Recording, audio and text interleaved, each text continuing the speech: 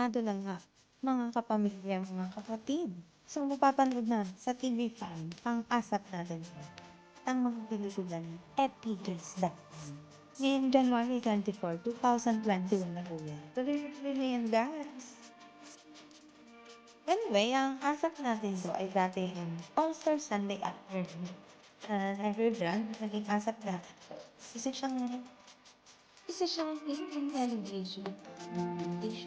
Pinapalabas ng ABS simula noong Feb 5 na 2005. Pinapakali sa linggo na tuloy.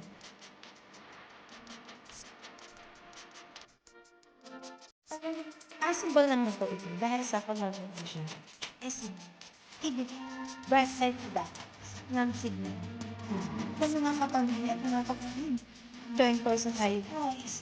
So ito ang bahagi ng panghalit plus ABS-CBN. Kalata-kalata to ngayon guys sa Facebook. So masayang-masaya mga kapamilya natin. Ito naman ay nakabahagi sa Facebook page ng mga kapatid. Posted yan sa Facebook page ng TV5. Yan ang confirmation.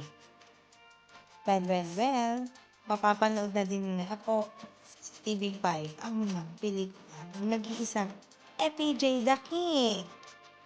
Starting January 24, 2020 was from 3 to 4 p.m. Sino nga ba sino ba si The King? So, si Fernando Po Jr. Kilala ko naman sa movie industry. Ronald Alahed Po. Better known as Fernando Po Jr. na kilalahin sa tawag na Ronaldo PSN. So, promote ko naman pang guys at nag-iigas na ginagalit natin ngayon by yours truly. So, thank you for watching guys. Pakisubscribe naman po. Gusto ko this channel. Thank you guys.